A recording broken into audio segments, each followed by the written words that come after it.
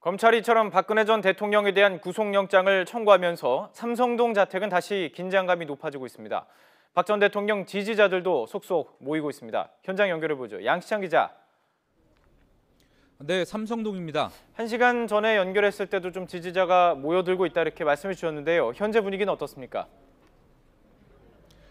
네, 말씀하신 대로 이곳 삼성동 자택 주변은 검찰의 구속영장 청구가 소식이 알려지면서 긴장감이 갈수록 높아지고 있습니다. 아직 박 전 대통령은 자택에 머물면서 특별한 움직임을 보이지 않고 있습니다. 오늘도 평상시처럼 머리를 담당하는 정송주 원장 자매가 아침 일찍 방문해 두어 시간 머물다 떠났고요. 또 경호원과 가사도우미 등 출입 인원은 평상시와 다를 바 없습니다. 아직 박 전 대통령의 변호인들도 모습을 드러내지 않고 있습니다. 하지만 유영하 변호사와 손범규 변호사 등이 곧 자택을 방문해 영장 실질 심사에 대비할 가능성이 있습니다. 박 전 대통령의 지지자들은 조금씩 늘고 있습니다.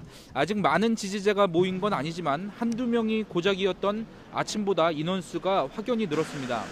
카카오톡 등 SNS 메시지로 빠르게 지지자들을 모으는 모습을 관찰할 수 있었습니다.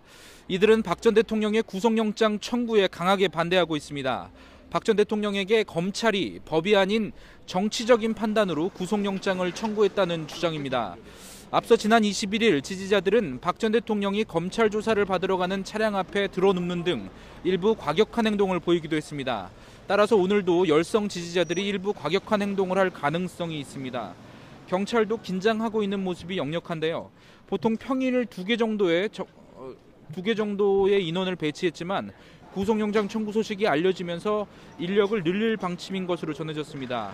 지난 22일 아침 박 전 대통령이 검찰 조사 뒤 귀가했을 때 배치한 경찰 인력은 4개 중대 300명 수준이었는데요. 지지자들이 몰리는 상황을 보면서 오늘도 그 정도 수준으로 경찰을 늘릴 전망입니다. 박 전 대통령이 영장 실질 심사를 받으러 가는 시점까지 당분간 증원된 경찰 인력을 유지한 채 만일의 사태에 대비하겠다는 방침입니다. 자, 지금 정리해 주신 대로 일부 친박 단체를 중심으로 아무래도 이 지지자들의 반발이 거셀 것으로 보이는데요. 검찰 청사 앞에서도 집회를 열 계획이라고요. 네, 그렇습니다. 말씀하신 대로 박 전 대통령의 탄핵에 반대해온 일부 친박 단체들은 검찰의 영장 청구 소식에 즉각 반발했습니다. 대부분 오늘 중으로 성명을 발표하고 구속영장을 청구한 검찰을 규탄할 계획인데요. 일부 단체는 이미 오늘 오후 4시 반 서초동 검찰청사 앞에서 집회를 연다고 밝혔습니다. 이들은 박 전 대통령 탄핵뿐만 아니라 영장 청구에도 불복하겠다는 내용의 기자회견을 진행할 예정입니다. 또 박 전 대통령의 영장 심사 때까지 법원과 검찰청사 앞에서 집회를 이어갈 방침입니다.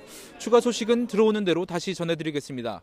지금까지 삼성동에서 YTN 양시창입니다.